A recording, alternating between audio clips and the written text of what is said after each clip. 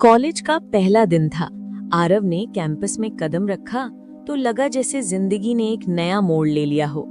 चारों तरफ हंसी, दोस्ती और सपनों की आवाजें थीं।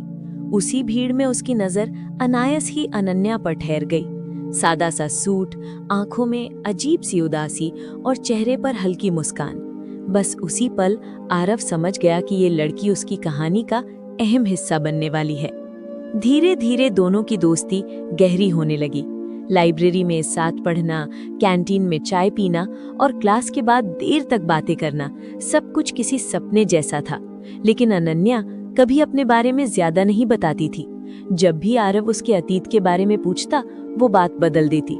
उसकी आंखों में छुपा दर्द आरव महसूस करता था, मगर वजह समझ नहीं पाता। एक दिन कॉलेज में अफवाह फैल गई कि पिछले साल एक छात्र ने आत्महत्या कर ली थी। कहा जा रहा था कि वो किसी लड़की से बहुत प्यार करता था और धोखा मिलने के बाद टूट गया। आरव ने इस बात को हल्के में लिया, लेकिन उसी दिन उसने अनन्या को कैंपस के एक कोने में रोते हुए देखा। जब उसने पूछा तो अनन्या ने बस इतना कहा, कुछ जख्म ऐसे होते हैं जो दिखाई नहीं देते। समय बीतता गया। आरव का प्यार सच्चा था, मगर अनन्या के व्यवहार में दूरी बढ़ने लगी। वो क्लास में कम आने लगी, फोन भी नहीं उठाती थी। एक शाम आरव को लाइब्रेरी की एक पुरानी किताब में एक डायरी मिली। पहला पन्ना पढ़ते ही उसके पैरों तले जमीन खिसक गई। वो डायरी उसी लड़के की थी जिसने आत्महत्या की थी, और अनन्या का नाम हर पन्ने पर लिखा था।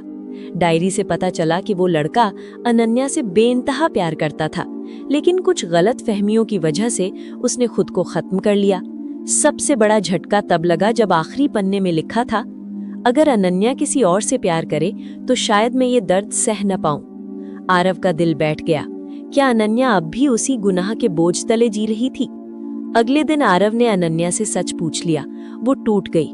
उसने रोते हुए बताया कि वो उसी लड़के की मौत के लिए खुद को जिम्मेदार मानती है। उसे लगता था कि वो किसी और से प्यार करने की हकदार नहीं है, इसलिए वो आरव से दूर जा रही थी।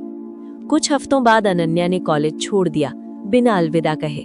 आरव आज भी उसी कैंपस में बैठकर उसे ढूंढता है। कुछ प्यार मुकम्मल नहीं होते और कुछ कहानियां सवाल बनकर रह जाती हैं। क्या अनन्या ने खुद को माफ किया होगा, या आज भी वो उसी दर्द में कैद है? कॉलेज छोड़े हुए अनन्या को 3 साल बीत चुके थे। आरव अब उसी कॉलेज में गेस्ट लेक्चर देने आया था। कैंपस वही था, मगर यादें और जख्म दोनों पुराने हो चुके थे। लेक्चर के बाद जब वो लाइब्रेरी की सीढ़ियों से उतर रहा था, तभी किसी ने पीछे से उसका नाम पुकारा। आरव! वो ठिठक गया। ये आवाज वो कभी भूल नहीं पाया था। सामने अनन्या खड़ी थी, पहले से ज्यादा शांत, मगर आंखों में वही दर्द। कुछ पल दोनों चुप रहे, जैसे वक्त ने सांस रोक ली हो। फिर अनन्या ने एक लिफाफा आरव की तरफ बढ़ाया। ये तुम्हारे लिए है, मैंने उस दिन कुछ कहा नहीं था। लिफाफे में वही पुरानी डायरी थी, लेकिन इस बार आखिरी पन्ना नया था। लिखा था, मैंने खुद को सजा दी, मगर अब जीना सीख रही हूँ। अगर कभी हम मिले तो शायद मैं सच बोल सकूं। आरव ने नजर उठाई, मगर अनन्या भीड़ में कहीं खो चुकी थी। आज भी आरव सोचता है, क्या वो मुलाकात हकीकत थी या उसकी अधूरी मोहब्बत का आखिरी वहम?